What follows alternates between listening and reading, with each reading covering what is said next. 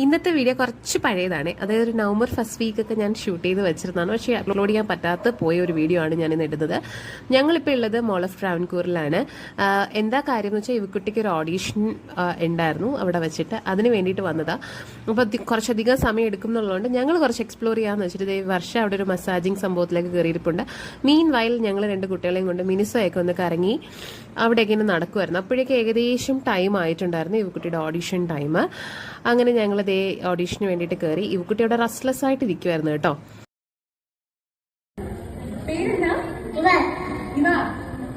ഇത് വന്നിട്ട് മോൾ ഓഫ് ട്രാവൻകൂറും പ്ലയാസ ഗ്രൂപ്പും കൂടി ചേർന്ന് നടത്തുന്ന ഒരു ഫാഷൻ ഷോ കോൺടെസ്റ്റിനുള്ള ഓഡീഷൻ ആയിരുന്നു കേട്ടോ.